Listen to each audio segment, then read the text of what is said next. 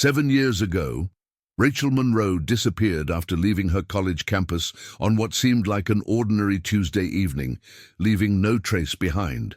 The 21-year-old psychology student, known for her brilliant mind and carefully planned life goals, simply vanished into thin air, plunging her family into tragedy and depression and her entire community into confusion. Police considered various possibilities over the months that followed, but were unable to solve the case, causing outrage among the Monroe family, who never lost hope and continued fighting for the truth to come to light. Before we continue, subscribe and hit the bell. Here, we reopen archived cases with respect and proof. Rachel Monroe was not just any college student.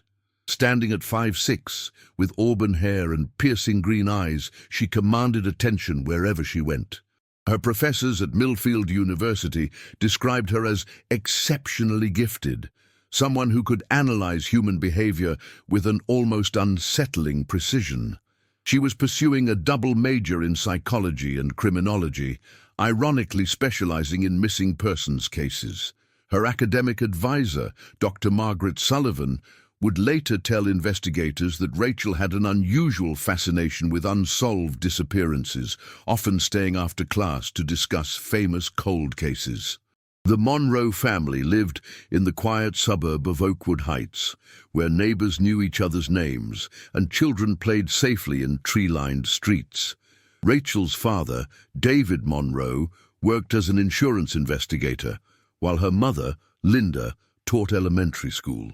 They had raised Rachel and her younger brother Tommy in what everyone considered an ideal American family environment. David's investigative background would later become both a blessing and a curse, as he threw himself into searching for his daughter with professional determination that bordered on obsession. On that fateful Tuesday, October 15, 2018, Rachel attended her usual classes throughout the day.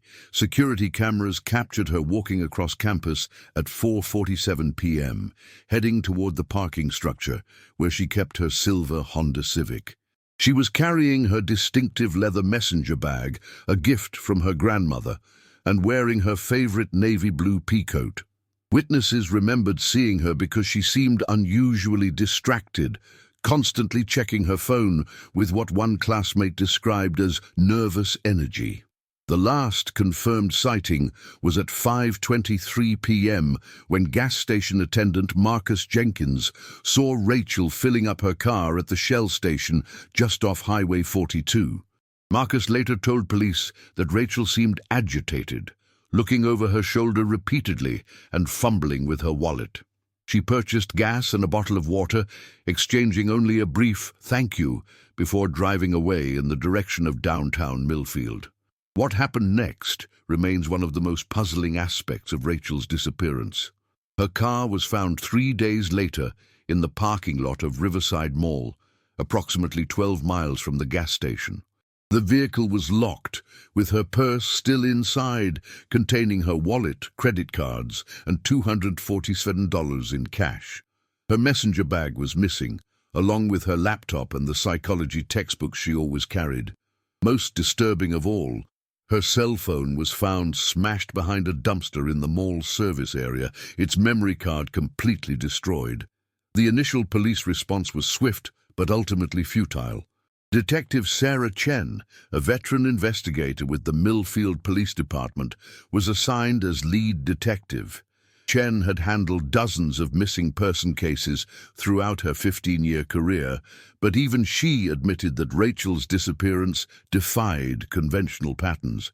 There were no signs of struggle in the car, no evidence of foul play at the mall, and no logical explanation for why an intelligent young woman would abandon her vehicle in such a manner.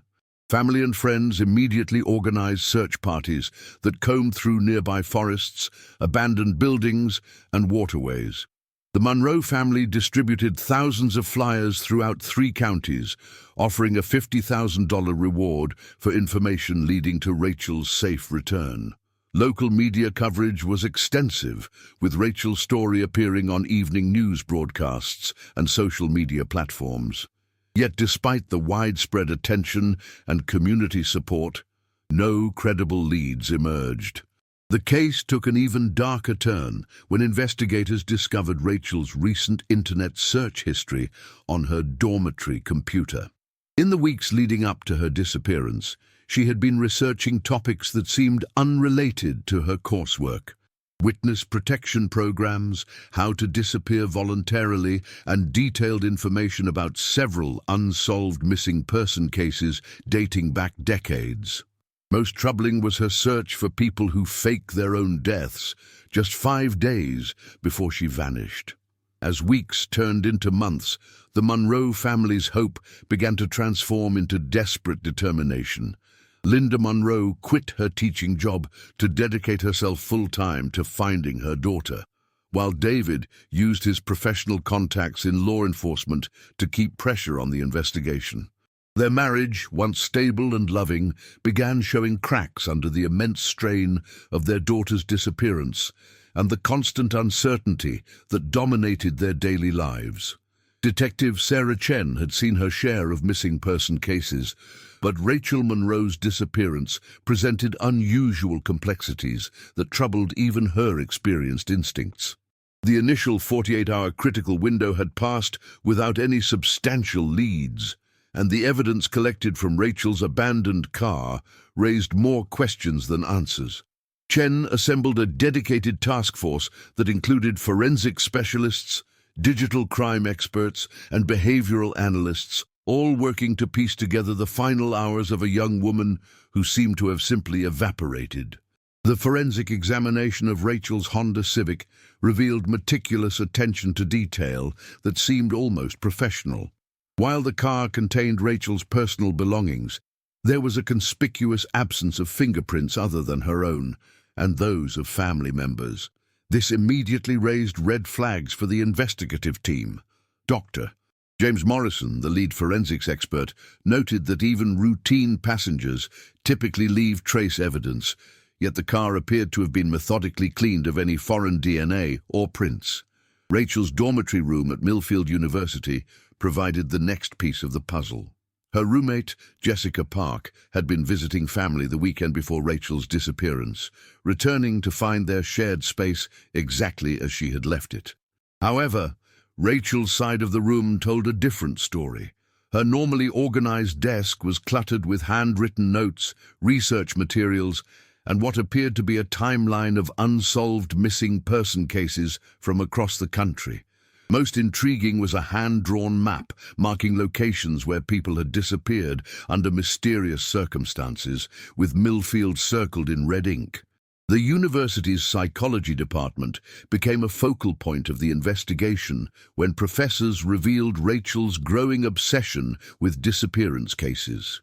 Dr. Margaret Sullivan, Rachel's academic advisor, disclosed that Rachel had requested access to police files for her senior thesis, claiming she wanted to analyze patterns in cold cases.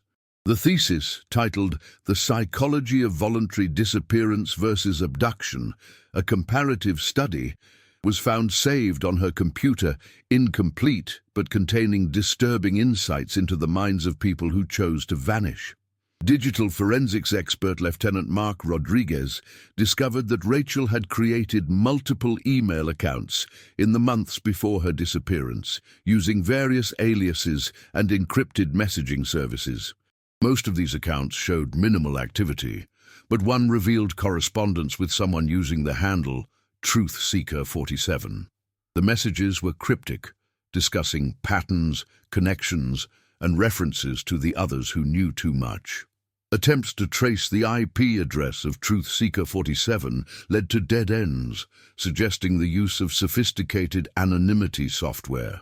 The mall where Rachel's car was found became another critical location for investigators. Security footage from October 15th showed Rachel's Honda entering the parking lot at 6:14 p.m. But curiously, there was no footage of Rachel herself exiting the vehicle. The cameras had blind spots, but the positioning suggested deliberate knowledge of the surveillance system.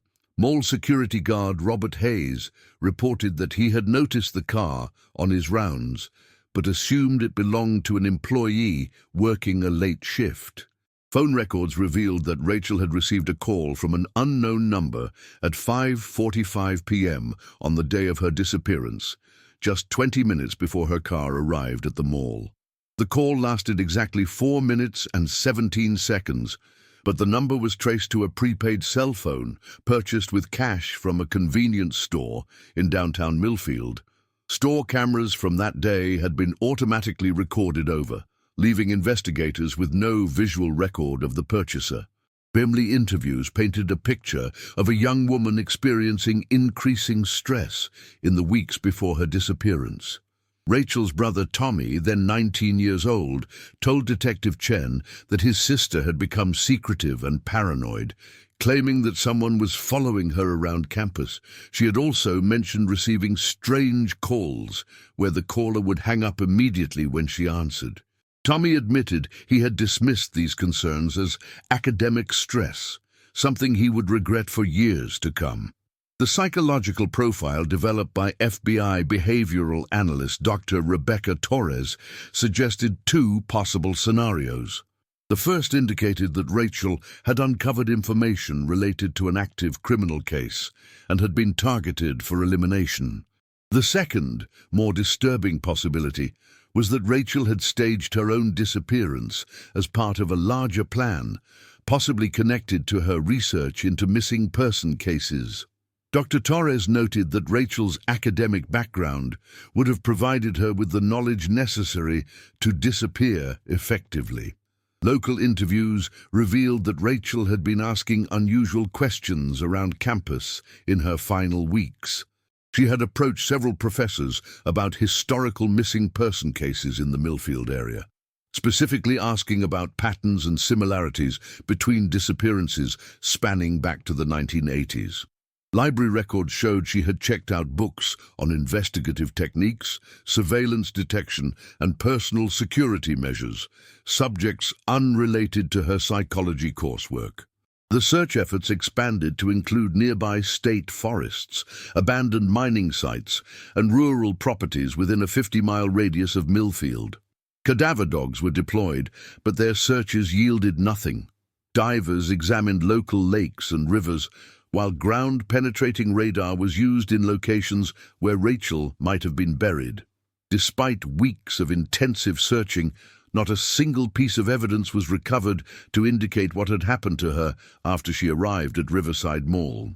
As the investigation stretched into its second month, Detective Chen faced mounting pressure from her superiors and the Monroe family. The case had captured regional media attention, with local news stations running weekly updates and the Monroe family appearing on television pleading for information. Yet despite hundreds of tips from concerned citizens, none had provided viable leads. The investigation was consuming significant departmental resources, and Chen knew that without a breakthrough, Rachel Monroe's case would soon join the growing file of unsolved disappearances. 3 months into the investigation, Detective Chen and her team encountered evidence that seemed to contradict itself at every turn, creating a web of confusion that defied logical explanation. Each new discovery appeared to support multiple theories simultaneously, making it impossible to determine whether Rachel Monroe had been abducted, had disappeared voluntarily, or had met with foul play from someone she trusted. The first major contradiction emerged from witness testimonies. While Marcus Jenkins at the gas station insisted he had seen Rachel acting nervously on the evening of October 15th, 2 other witnesses came forward claiming they had seen her in completely different locations at overlapping times. Maria Santos, a cashier at a bookstore in downtown Millfield, swore she had served Rachel at 5:40 p.m. that same evening, selling her a map of the northeastern United States. Meanwhile, elderly resident Frank Hutchins reported seeing a young woman matching Rachel's description walking calmly through Oakwood Cemetery at approximately the same time, carrying what appeared to be flowers. When investigators attempted to verify these sightings, they encountered another puzzle. The bookstore's security camera had malfunctioned that specific day, and Frank Hutchins, despite his conviction about the sighting, had recently been diagnosed with early-stage dementia. Neither witness could be definitively confirmed or dismissed, leaving investigators with timeline gaps that seemed to multiply rather than resolve. Digital evidence proved equally contradictory. While Rachel's destroyed phone had been found behind the mall dumpster, data recovery specialists managed to retrieve fragments of information from the device. The recovered data showed that Rachel had been active on social media until 6:30 p.m. on the day of her disappearance, posting a seemingly normal update about her psychology class. However, this timestamp conflicted with the mall security footage, showing her car arriving at 6:14 p.m. The discrepancy suggested either the post had been scheduled in advance or someone else had access to her accounts. Now I invite you to leave in the comments where you're watching us from and the exact time you're listening to this story. We're interested in knowing which places and what moments of the day or night these documented accounts reach. Further investigation into Rachel's social media activity revealed an even more disturbing pattern. Friends and family members began reporting that Rachel's accounts had shown signs of activity after her disappearance. Brief logins occurred sporadically over several weeks, but no new posts or messages were created. When investigators attempted to trace these logins, they originated from various locations across 3 different states, suggesting either sophisticated technical knowledge or multiple people with access to her credentials. The physical evidence from Rachel's car presented its own contradictions. While initial forensic examination had revealed an unusual absence of foreign fingerprints, a second, more detailed analysis uncovered microscopic fibers that didn't match any of Rachel's known clothing. These fibers were consistent with industrial carpet, suggesting she had been in contact with a commercial building or vehicle before her disappearance. Yet the distribution pattern of these fibers indicated they had been placed rather than naturally transferred, raising questions about whether they were legitimate evidence or deliberately planted misdirection.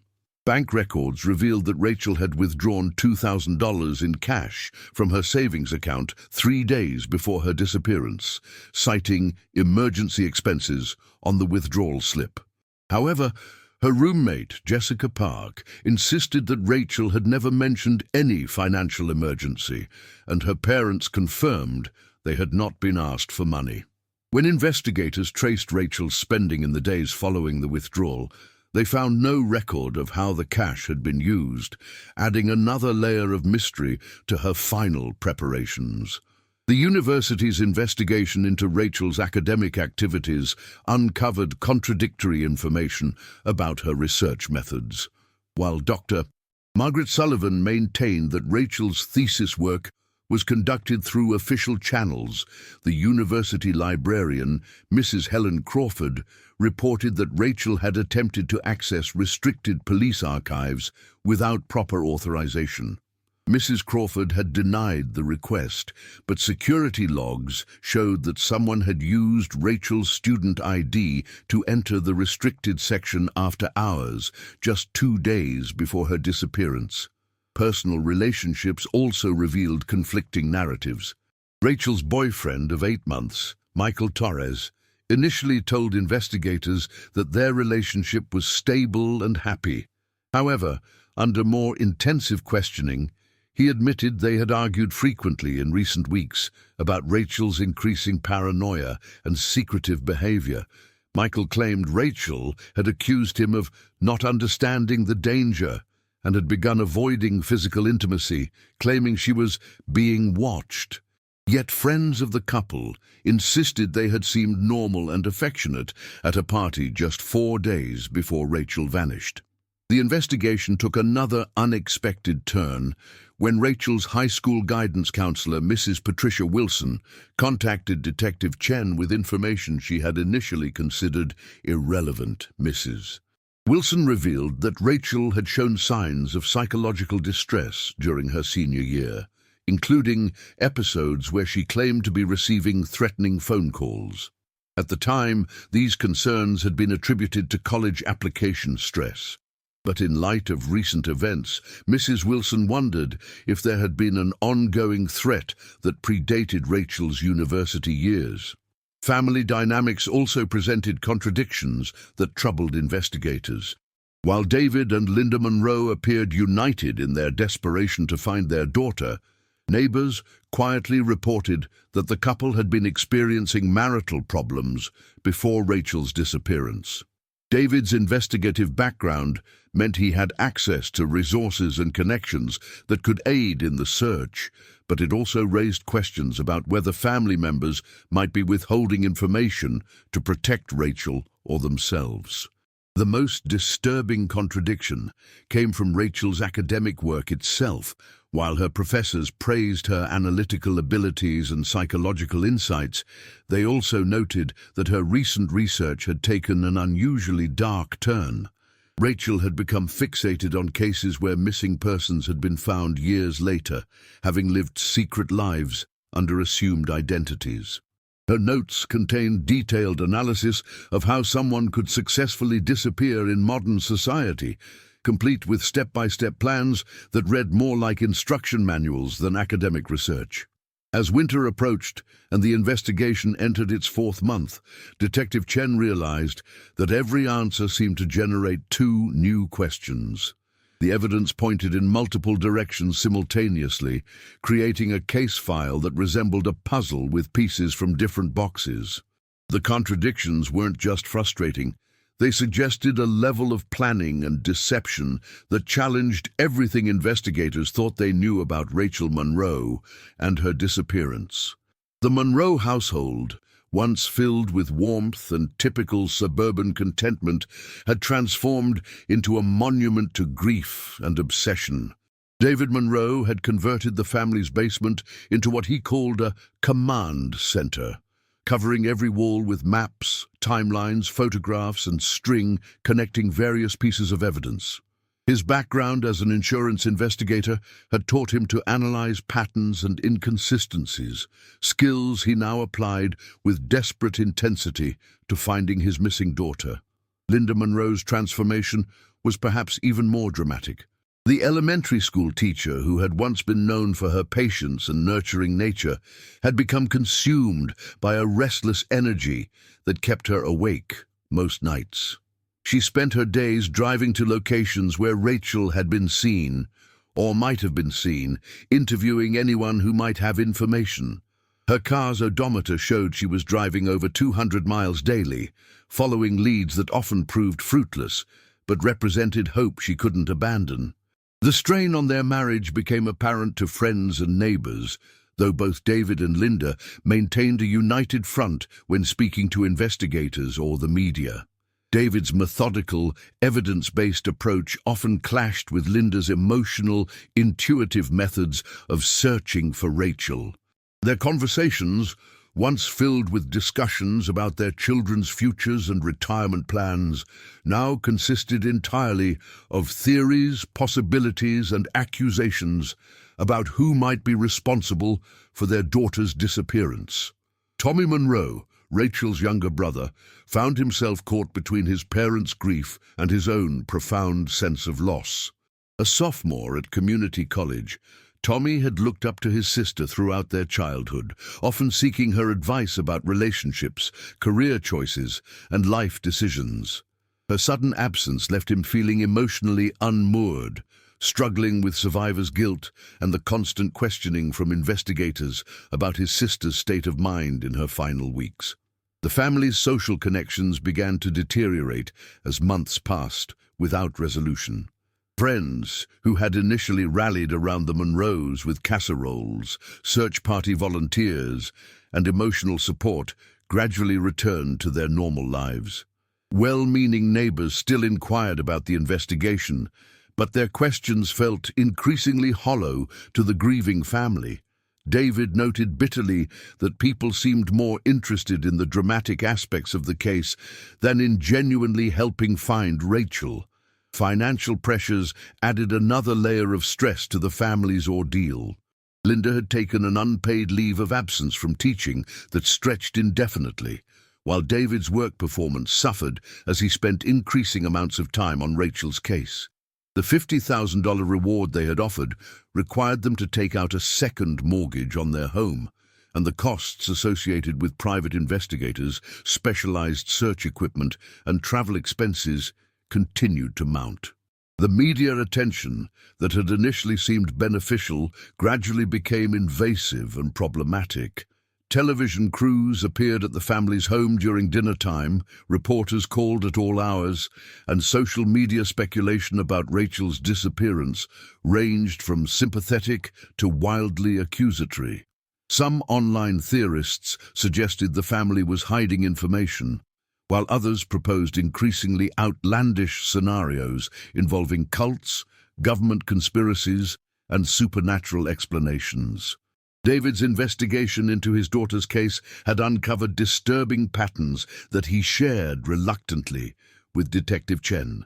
His analysis of similar cases in the region revealed that 3 other young women had disappeared under mysterious circumstances over the past decade, all of them intelligent college students with strong academic records. While police maintained that these cases were unrelated, David's insurance investigator training told him the similarities were too numerous to be coincidental. The psychological toll on Linda became increasingly evident to those around her. She had developed obsessive behaviors, calling Rachel's phone multiple times daily, despite knowing it had been destroyed, and maintaining her daughter's bedroom exactly as it had been on October 15th. Friends worried about Linda's mental health as she began claiming to receive signs from Rachel through seemingly random events. A song on the radio, a bird landing on the windowsill, or a chance encounter with someone wearing Rachel's favorite color. Tommy struggled with his own complex emotions, including anger toward his sister for leaving them in such torment. In therapy sessions arranged by the University Counseling Center, he admitted feeling abandoned and confused about whether Rachel had chosen to disappear or had been taken against her will. The uncertainty was perhaps worse than knowing she was dead, because it prevented the family from beginning any kind of healing process. The investigation's slow progress frustrated the Monroe family to the point where they began pursuing independent leads that sometimes conflicted with official police work. David hired private investigator Margaret Kelly, a former FBI agent who specialized in cold cases. Kelly's investigation uncovered several pieces of information that police had either missed or dismissed, including Rachel's connection to online forums discussing unsolved disappearances and her correspondence with families of other missing persons. Religious faith, which had previously provided comfort to the Monroe family, became a source of conflict as they struggled to understand how such a tragedy could befall their family. Linda found solace in believing that Rachel was alive somewhere, possibly held against her will, but surviving through divine protection. David's more analytical nature led him to question everything he had previously believed about justice, protection, and meaning in the universe. The family's extended support network also showed signs of strain.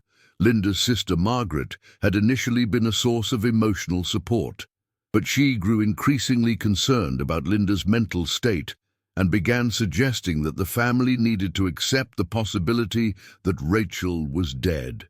This suggestion created a rift between the sisters that persisted for months, with Linda accusing Margaret of giving up on Rachel. Holiday seasons became particularly difficult, with the family maintaining traditions in hopes that Rachel might return, while simultaneously being reminded of her absence at every celebration. Christmas morning found Linda setting out Rachel's favorite breakfast and David checking his phone constantly for any communication from investigators. These rituals provided some comfort, but also reinforced the painful reality of their daughter's absence. As the investigation approached its first anniversary, the Monroe family found themselves facing a cruel irony. They had become experts on missing person cases, knowledgeable about investigative procedures, media relations, and the psychology of disappearance. But they were no closer to finding Rachel than they had been on that terrible October evening when she failed to come home. 1 year after Rachel Monroe's disappearance, Lieutenant Mark Rodriguez's digital forensics team had compiled a complex web of electronic evidence that painted an increasingly disturbing picture of Rachel's final months. Her online activity, once thought to be routine student behavior, revealed patterns of research and communication that suggested she had been preparing for something significant long before she vanished. The most troubling discovery came from Rachel's laptop, which had been recovered from her missing messenger bag after an anonymous tip led police to a storage unit rented under a false name. The laptop's hard drive contained encrypted files that took specialists 3 months to decode, revealing a digital diary that chronicled Rachel's growing paranoia and her belief that she was being monitored by unknown individuals. Rachel's entries, dating back 8 months before her disappearance, described a gradual realization that several missing person cases she was studying for her thesis shared disturbing similarities. She wrote about discovering connections between disappearances that police had classified as unrelated, patterns that seemed to point toward an organized group targeting specific types of individuals. Her final entry, dated October 10th, simply read, "They know I know. I have to disappear before they make me disappear." The investigation into Rachel's online communications revealed contact with families of missing persons across multiple states. Emily Patterson, whose sister had vanished in Oregon 2 years prior, confirmed that Rachel had reached out seeking information about the case. Emily told investigators that Rachel seemed to possess knowledge about her sister's disappearance that had never been made public, details that even family members didn't know. This pattern repeated with several other families, suggesting Rachel had access to information beyond what was available through official channels. Social media analysis revealed that Rachel had been using sophisticated methods to mask her digital footprint in the months before her disappearance. She had created multiple fake profiles on various platforms, using these aliases to join groups dedicated to missing person cases and conspiracy theories. Her activity in these groups showed increasing agitation as she claimed to have uncovered evidence of a cover-up involving law enforcement officials and local government figures. The storage unit where Rachel's laptop was found contained additional disturbing evidence. Along with her missing textbooks and research materials, investigators discovered printed copies of police reports that should not have been publicly available, photographs of locations where other disappearances had occurred, and a detailed map marking sites across 3 states where young women had vanished over the past 15 years. Most concerning was a handwritten list of names, including Rachel's own, with several names already crossed out in red ink. False leads began multiplying as the case gained national media attention. The FBI received over 400 tips in the first year, ranging from credible sightings to elaborate conspiracy theories. One particularly compelling lead came from a truck driver who claimed to have seen Rachel at a rest stop in Nevada 3 weeks after her disappearance. The witness provided specific details about her appearance and behavior that seemed accurate, but security footage from the location showed no evidence of Rachel's presence. If this case has already captivated you, leave a like. It helps the story of Rachel Monroe reach more people. Another significant false lead involved a woman named Jennifer Walsh, who contacted police claiming to be Rachel calling from a payphone in Colorado. The caller knew specific details about Rachel's life and family that weren't public knowledge, leading investigators to believe they might have found her alive. However, when police traced the call, they discovered Jennifer was a mental health patient with a history of identity confusion, who had become obsessed with Rachel's case through media coverage. The digital investigation also uncovered evidence that someone had been monitoring Rachel's online activity in the weeks before her disappearance. Her internet service provider's logs showed unusual traffic patterns, suggesting her communications were being intercepted. Computer security expert Dr. Amanda Foster determined that Rachel's devices had been infected with sophisticated surveillance software that could record keystrokes, capture screenshots, and activate cameras remotely. Rachel's bank records revealed a complex pattern of transactions that seemed designed to confuse investigators. In addition to the $2,000 cash withdrawal before her disappearance, she had made several small purchases using different credit cards at locations throughout the region.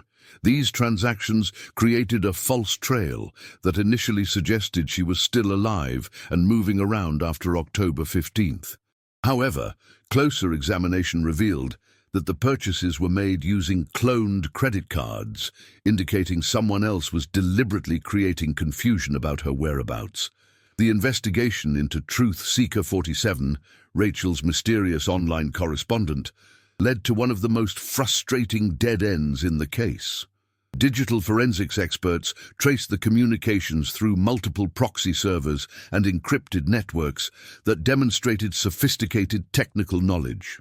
The final trace led to a public computer in a library in Detroit, but security cameras showed dozens of people using the terminal during the relevant time frame, making identification impossible. Phone records revealed that Rachel had been in contact with a private investigator named Robert Chen, who specialized in surveillance detection and personal security. Chen initially denied any contact with Rachel, but when confronted with phone logs, he admitted she had consulted him about counter-surveillance techniques. According to Chen, Rachel believed she was being followed and wanted to learn methods for detecting professional surveillance. He had provided her with basic training in route planning, communication security, and behavioral awareness. The case took another unexpected turn when investigators discovered that Rachel had been corresponding with Dr. Helen Morrison, a forensic psychologist who had worked on several high-profile missing person cases. Dr. Morrison revealed that Rachel had contacted her seeking information about cases involving young women who had disappeared after uncovering sensitive information. The psychologist had been concerned enough about Rachel's mental state to recommend she speak with a counselor, but Rachel had declined the referral.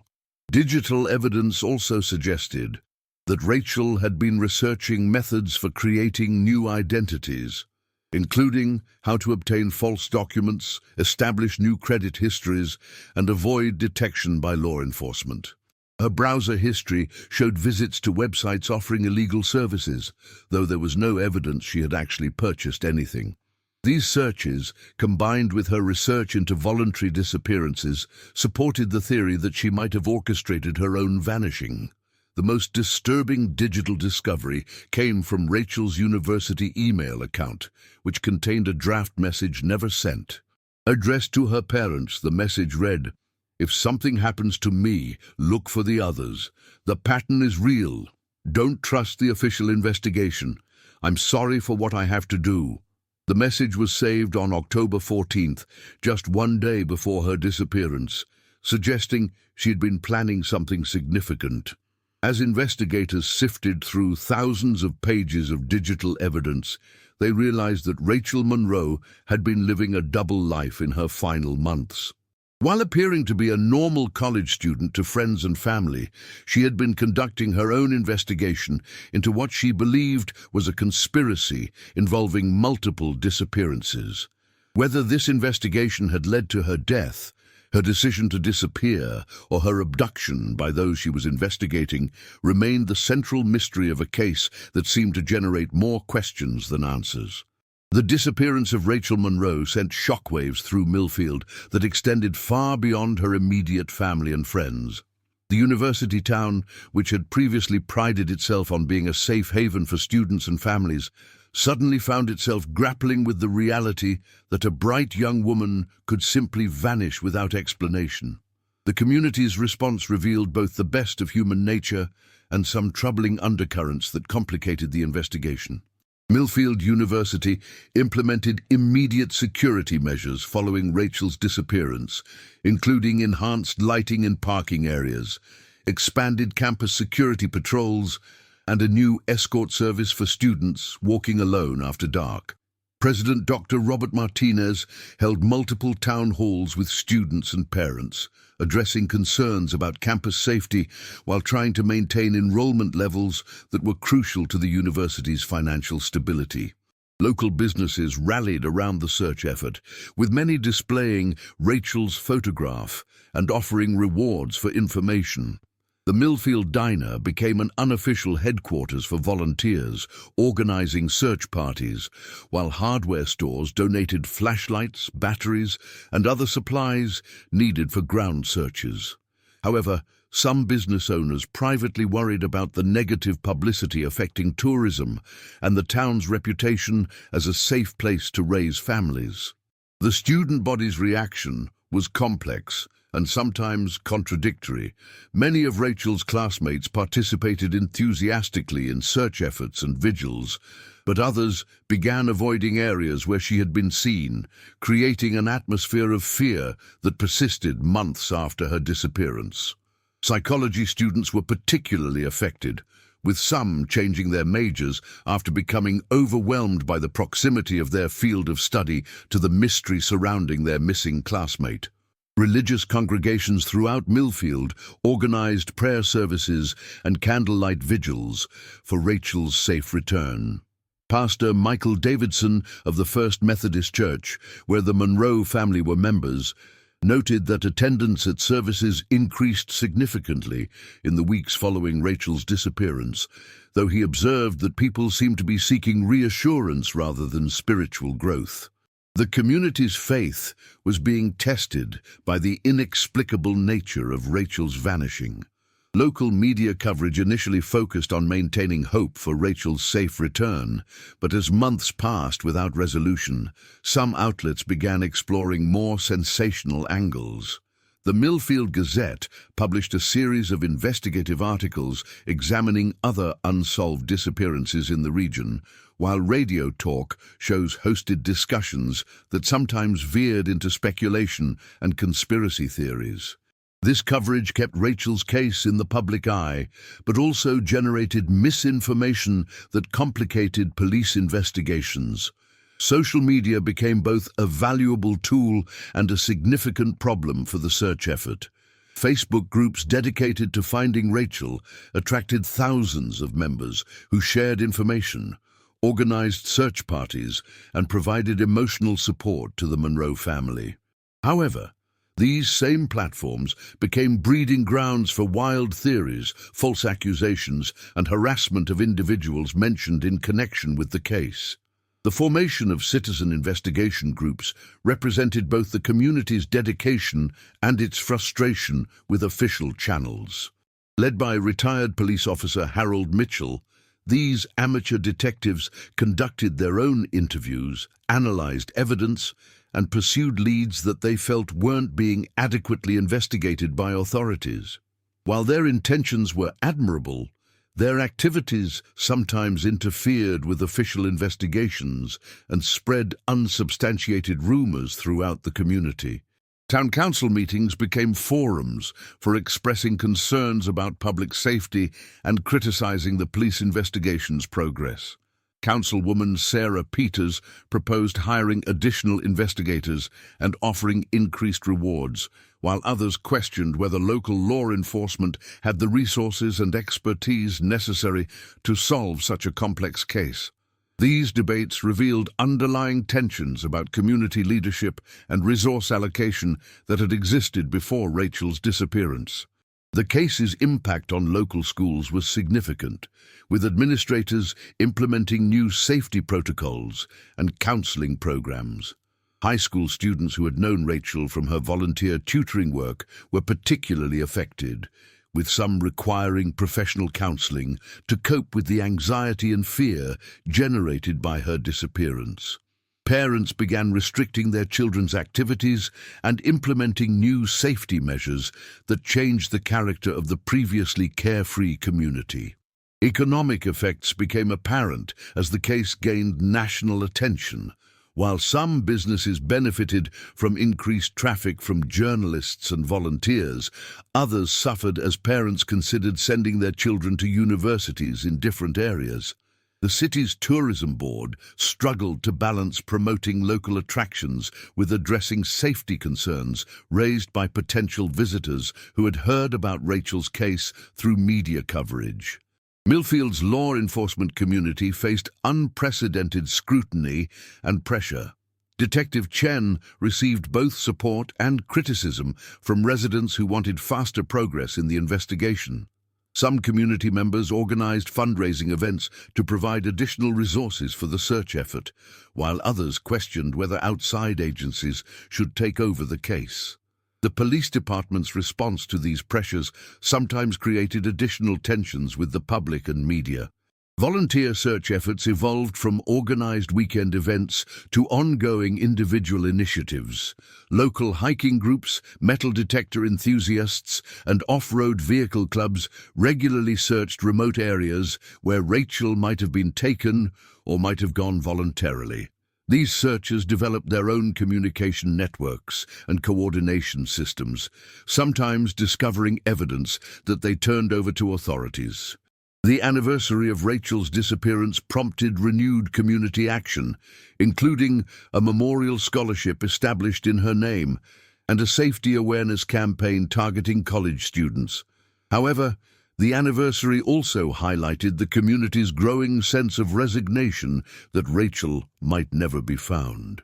The initial unity and determination had given way to a more complex mix of continued hope, frustrated acceptance, and underlying fear that whatever had happened to Rachel could happen to someone else. Community leaders recognized that Rachel's disappearance had permanently changed Millfield's character, transforming it from a place where people felt secure to one where residents were constantly reminded of their vulnerability.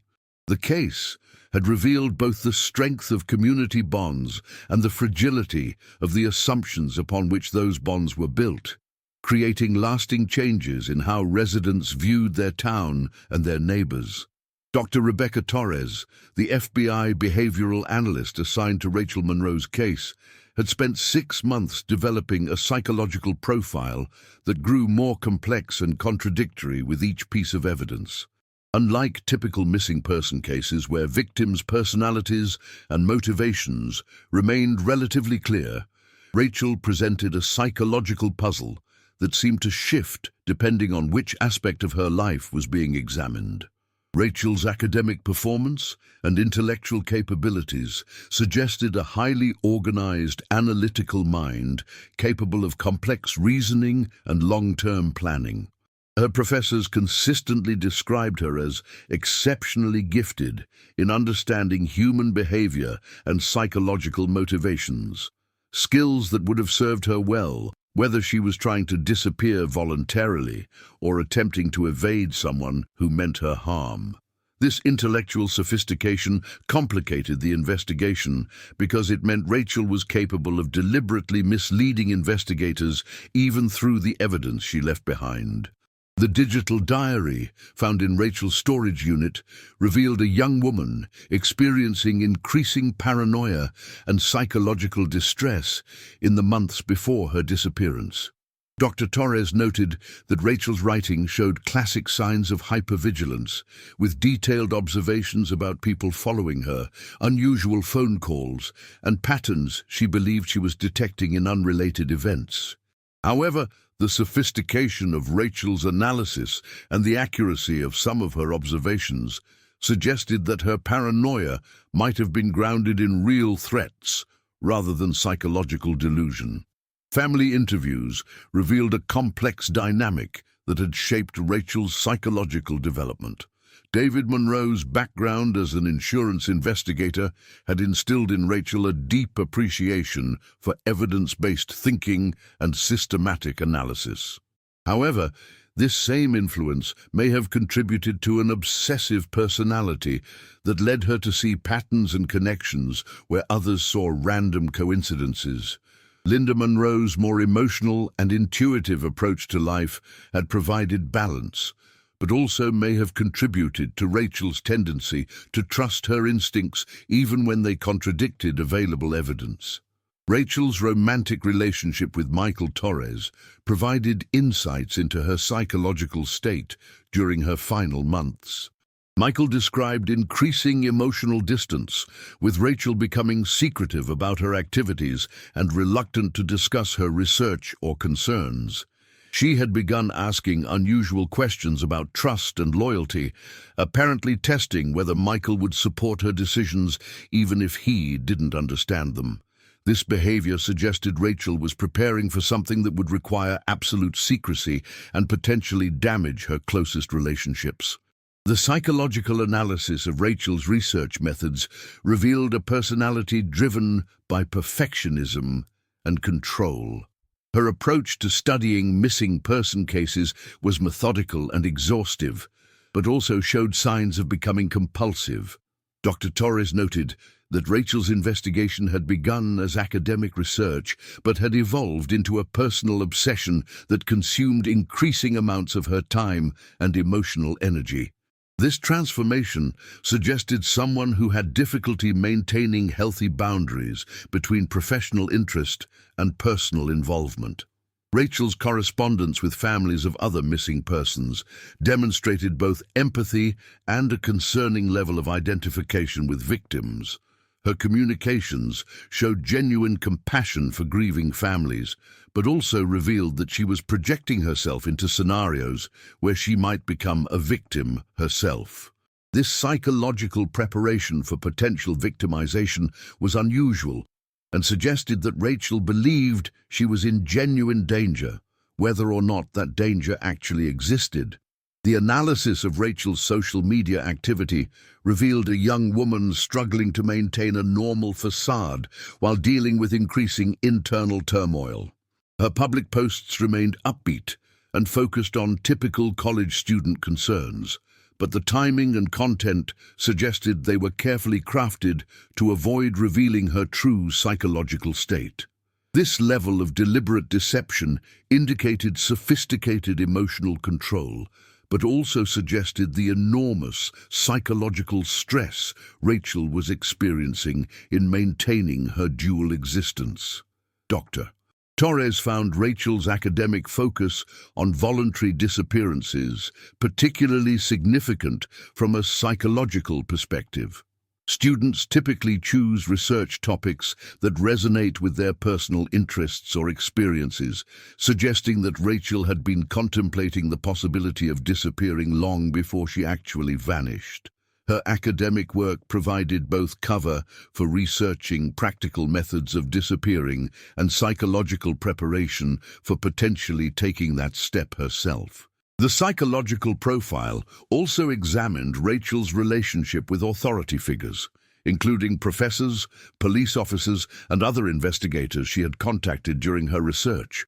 Rachel demonstrated a complex pattern of seeking help while simultaneously maintaining secretive behavior, suggesting internal conflict between wanting protection and believing she could only rely on herself.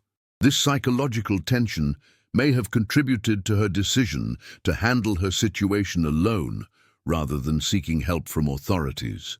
Rachel's family relationships showed signs of increasing strain in her final months, with her becoming more withdrawn and less communicative about her daily activities. However, her continued participation in family events and maintenance of academic responsibilities suggested someone fighting to preserve normalcy while dealing with extraordinary stress. This psychological compartmentalization required significant emotional energy and indicated someone under severe pressure who was trying to protect others from her problems. The behavioral evidence suggested that Rachel experienced a psychological transformation in her final months, evolving from a typical college student into someone who viewed the world through the lens of potential threat and conspiracy. Whether this transformation was the result of actual danger or psychological breakdown remained unclear, but the evidence supported both possibilities. Dr. Torres noted that Rachel's intelligence and analytical abilities would have made her both an effective investigator and a formidable opponent if someone was indeed targeting her. The psychological analysis concluded that Rachel Monroe was experiencing what Dr. Torres termed anticipatory trauma, the psychological effects of believing oneself to be in mortal danger, whether or not that danger actually existed.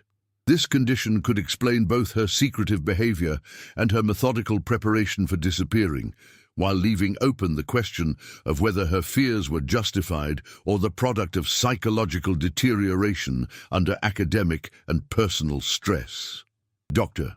Torres' final assessment suggested that Rachel's disappearance was most likely the result of her own planning, motivated either by genuine threats she had uncovered or by psychological breakdown that made those threats seem real to her.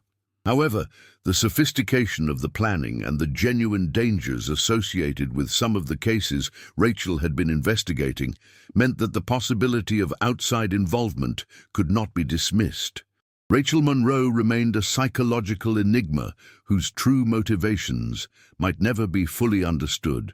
2 years after Rachel Monroe's disappearance, Detective Sarah Chen found herself staring at a case file that had grown to over 3,000 pages of reports, interviews, evidence logs, and theoretical analyses.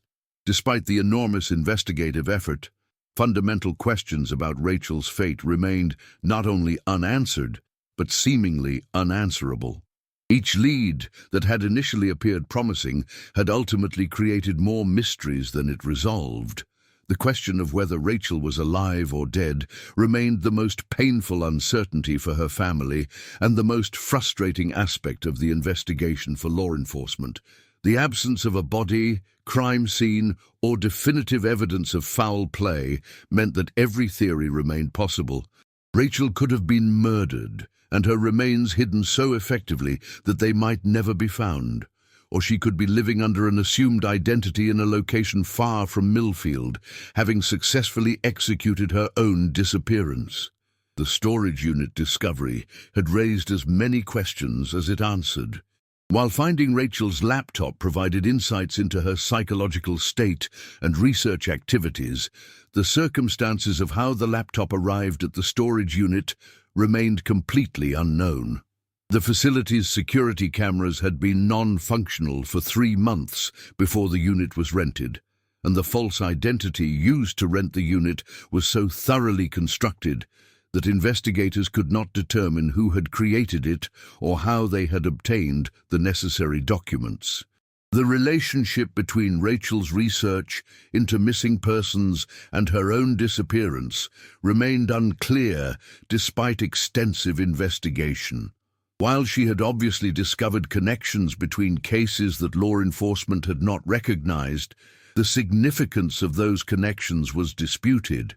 Some investigators believed Rachel had uncovered evidence of organized criminal activity, while others suggested her pattern recognition had been influenced by confirmation bias and paranoid thinking that led her to see connections where none actually existed.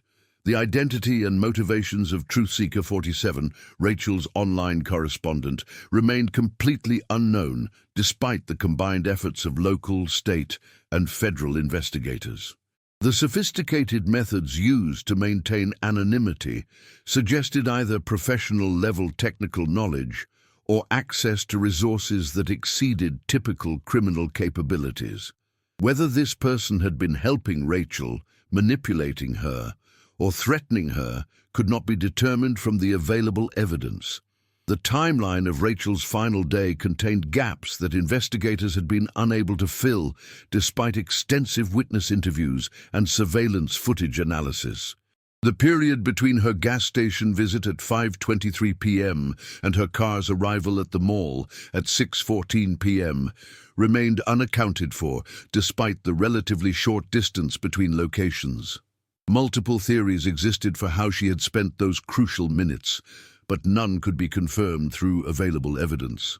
The question of whether Rachel had received genuine threats or had been experiencing paranoid delusions remained hotly debated among psychological experts consulting on the case. Her research had indeed uncovered troubling patterns in regional disappearances, but whether those patterns represented organized criminal activity or coincidental similarities was impossible to determine without additional evidence that had not been found, despite extensive investigation. The family's role in Rachel's psychological state and potential disappearance remained a sensitive area of investigation. While David and Linda Monroe had been cooperative with investigators, some evidence suggested that family dynamics may have contributed to Rachel's stress and secretive behavior. However, determining whether family pressure had motivated Rachel to disappear or had simply been one of many stressors in her life proved impossible without Rachel's own testimony. The significance of the surveillance software found on Rachel's devices remained uncertain. While the software was sophisticated enough to suggest professional surveillance, investigators could not determine who had installed it when it had been placed, or what information it had been used to collect.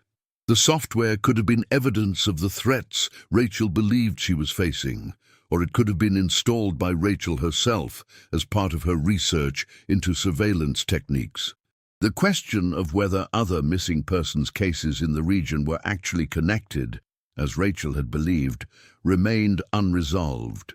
While statistical analysis suggested that the number of unexplained disappearances in the area was higher than national averages, determining whether this represented a genuine pattern or random variation required additional evidence that had not emerged despite extensive investigation into historical cases.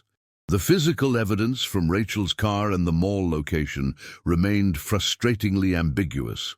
While forensic analysis had revealed some unusual aspects, such as the selective absence of fingerprints and the presence of industrial carpet fibers, these findings could be interpreted to support multiple theories about what had happened to Rachel.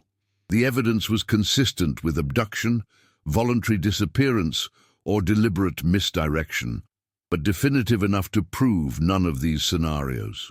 The community impact of Rachel's unsolved disappearance continued to generate questions about public safety and law enforcement effectiveness. While some residents believed the case demonstrated the need for enhanced security measures and investigative resources, others questioned whether the extensive investigation had been justified given the possibility that Rachel had disappeared voluntarily. These debates reflected broader questions about how communities should respond to ambiguous disappearances. The media attention surrounding Rachel's case had generated hundreds of tips and theories from the public, but also created an environment where misinformation and speculation flourished alongside legitimate investigation. Determining which public contributions were valuable and which were distracting or harmful proved to be an ongoing challenge that consumed significant investigative resources without producing breakthrough discoveries. The ethical questions surrounding Rachel's research into missing persons cases remained unresolved. While her academic work was technically legitimate, her methods of obtaining information and her communications with grieving families had sometimes crossed professional boundaries. Whether Rachel's investigative activities had been responsible, exploitative, or dangerous remained a matter of debate among academic and law enforcement professionals familiar with the case. The financial costs of the investigation, both to the Monroe family and to law enforcement agencies, raised questions about resource allocation and the sustainability of extensive searches for missing persons. While everyone agreed that Rachel deserved a thorough investigation, the practical reality was that continued investigation required resources that could be used for other cases and community needs. As the second anniversary of Rachel's disappearance approached, the fundamental question remained whether the case would ever be solved. The passage of time had not brought clarity or resolution, but had instead highlighted the limitations of investigative techniques when confronted with a case that seemed designed to resist solution. Rachel Monroe had either become the victim of a nearly perfect crime or had succeeded in executing a nearly perfect disappearance, leaving behind a mystery that might endure indefinitely. 7 years have passed since Rachel Monroe vanished from Millfield, and Detective Sarah Chen, now approaching retirement, still keeps Rachel's case file on her desk. The investigation officially remains open, but active leads have been exhausted, and the case has joined the growing collection of unsolved disappearances that haunt law enforcement agencies across the country. The disturbing truth about Rachel Monroe may be that there is no truth to discover, only questions that multiply in the darkness of uncertainty. The Monroe family has undergone profound changes in the years since Rachel's disappearance. David Monroe suffered a heart attack 2 years ago, which his doctors attributed to chronic stress and sleep deprivation from his obsessive investigation into his daughter's case. Linda Monroe has found some measure of peace through grief counseling and volunteer work with families of missing persons, though she still maintains Rachel's bedroom exactly as it was in October 2018. Tommy Monroe graduated with a degree in criminal justice and now works as a victim's advocate, channeling his family's tragedy into helping others navigate similar ordeals. The university has implemented Rachel's Law, a campus safety initiative that requires students to participate in regular check-ins and provides enhanced security measures for those conducting sensitive research. Dr. Margaret Sullivan, Rachel's former advisor, notes that psychology students now approach missing persons research with greater awareness of the personal risks associated with such investigations, though she questions whether these precautions would have made a difference in Rachel's case, given the sophistication of her disappearance. Private investigator Margaret Kelly, hired by the Monroe family, continues to receive occasional tips about Rachel's case, though none have provided significant breakthroughs. Kelly's investigation uncovered additional cases throughout the region that share similarities with Rachel's disappearance, supporting the theory that an organized group might be responsible for multiple abductions. However, without concrete evidence linking these cases, law enforcement agencies have been unable to pursue coordinated investigations that might reveal larger patterns. The community of Millfield has learned to live with unanswered questions, though Rachel's case continues to influence local culture and decision-making. Parents remain more protective of their college-age children. Local businesses maintain enhanced security measures, and the case is discussed in criminology and psychology classes as an example of how intelligent victims can complicate investigations through their own actions and preparations. Recent developments in technology have provided new avenues for investigation, including advanced DNA analysis techniques and improved digital forensics capabilities. Detective Chen submitted additional evidence for reanalysis using these newer methods, though she acknowledges that technology cannot answer questions when the fundamental evidence needed to solve the case may not exist or may have been deliberately destroyed. The storage unit discovery remains one of the most puzzling aspects of the case, with the anonymous tip that led to its discovery never being traced to its source. Security experts who analyzed the rental process concluded that whoever established the false identity used to rent the unit possessed knowledge and resources consistent with professional intelligence or law enforcement training. This discovery has led to uncomfortable questions about whether Rachel's investigation may have uncovered activities involving individuals with sophisticated capabilities for evading detection. Dr. Rebecca Torres' psychological profile of Rachel continues to evolve as new information about her research methods and personal relationships emerges through ongoing interviews with people who knew her. The profile now suggests that Rachel may have been conducting a deliberate investigation into what she believed was organized criminal activity, possibly related to human trafficking or other serious crimes, rather than simply researching academic topics related to missing persons. The digital evidence from Rachel's devices has been reanalyzed multiple times as technology has improved, revealing additional layers of encryption and security measures that suggest Rachel was more concerned about surveillance than initially understood. Computer forensics experts now believe Rachel had been preparing for the possibility of disappearing for several months before October 2018, creating false digital trails and security protocols that would confuse investigators while protecting information she considered valuable. The question of whether Rachel uncovered genuine criminal activity or became trapped in paranoid delusions may never be resolved without additional evidence. However, the discovery of 3 more missing persons cases with similarities to Rachel's disappearance has led some investigators to conclude that her research may have identified real patterns that law enforcement had failed to recognize. Whether this research led to her death, her decision to disappear, or her abduction by those she was investigating remains unknown. Federal authorities have classified certain aspects of Rachel's case, though they will not specify what information has been restricted or why. This classification suggests that Rachel's investigation may have intersected with ongoing federal investigations into organized crime, terrorism, or intelligence, matters that cannot be discussed publicly. The classified status of some evidence has frustrated local investigators and the Monroe family, who feel they are being denied information that might help solve the case. International investigators have expressed interest in Rachel's case due to similarities with disappearances in other countries, particularly cases involving young women who had been researching human trafficking or organized crime before vanishing. While no direct connections have been established, the international attention suggests that Rachel's case may be part of patterns that extend far beyond Millfield and even beyond United States borders.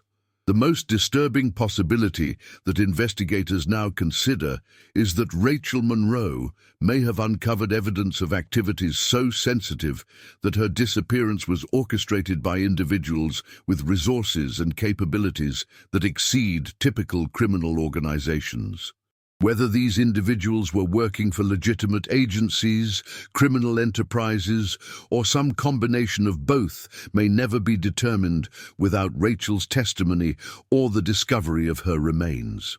As Detective Chen prepares to retire, she acknowledges that Rachel Monroe's case represents both the best and worst aspects of modern criminal investigation. The case demonstrates how much can be accomplished through dedicated investigative work, advanced technology, and community cooperation, but also reveals the limitations of these resources when confronted with cases involving sophisticated planning and potentially powerful adversaries. The technological advances of recent years have provided some hope for eventual resolution. Artificial intelligence systems are now being used to analyze patterns across thousands of missing person cases, searching for connections that human investigators might miss. These systems have identified several cases with similarities to Rachel's disappearance, though none have provided the breakthrough evidence needed to solve her case definitively.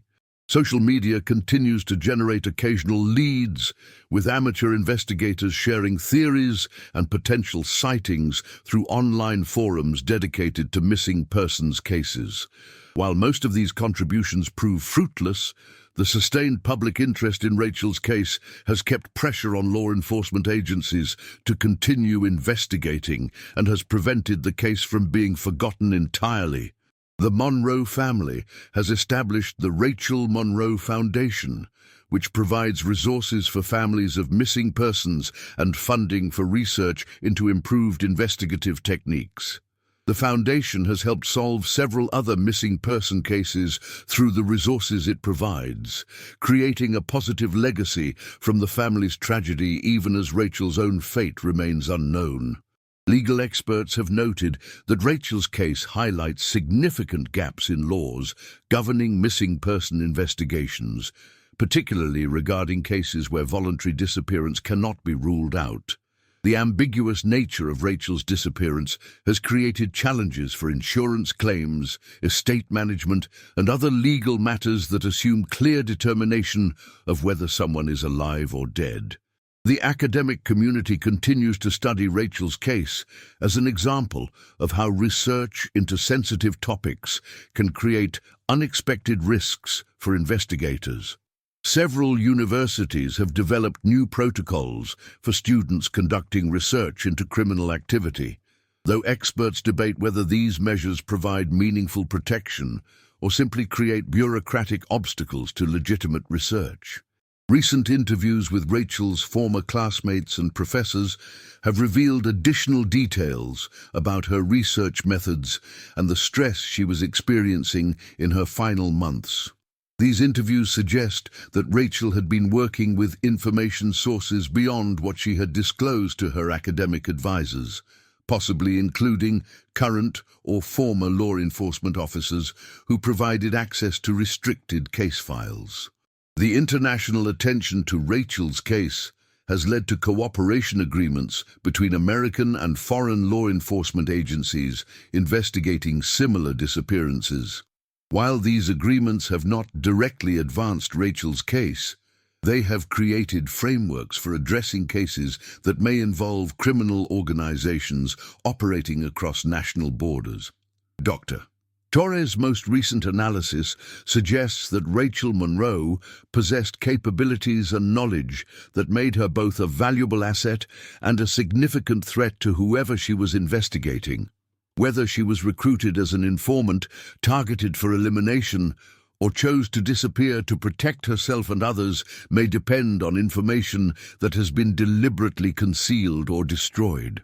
The possibility that Rachel is still alive, living under an assumed identity in a location far from Millfield, remains the hope that sustains her family through the ongoing uncertainty. However, investigators acknowledge that if Rachel did choose to disappear voluntarily, she possessed the intelligence and preparation necessary to remain hidden indefinitely, making her discovery unlikely unless she chooses to reveal herself.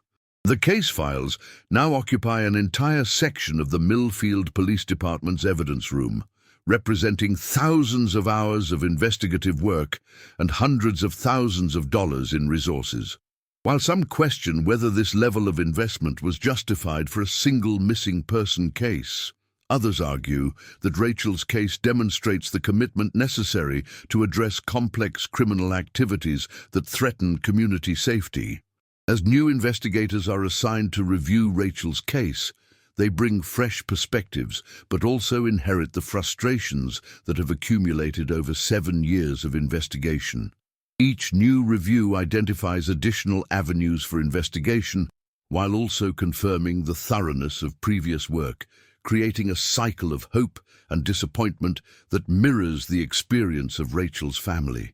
The disturbing truth about Rachel Monroe may be that her case represents a new category of disappearance that challenges traditional investigative methods and legal frameworks. Whether she was the victim of increasingly sophisticated criminal organizations, the casualty of her own ambitious research, or the architect of her own carefully planned escape, her case has changed how law enforcement approaches missing person investigations involving intelligent, educated individuals. Subscribe to our channel to explore more archived and disturbing cases. Thank you for following the story of Rachel Monroe. We'll see you in the next video. The case of Rachel Monroe stands as a testament to the complexities of modern disappearances, where intelligence, technology, and preparation can create mysteries that resist solution despite the most dedicated investigative efforts. 7 years later, Rachel's fate remains unknown. Her family continues to search for answers, and investigators continue to pursue leads that may never provide the resolution that justice demands. In a world where information is power, Rachel Monroe discovered something that either saved her life or cost her everything, and that truth may be destined to remain forever in the shadows.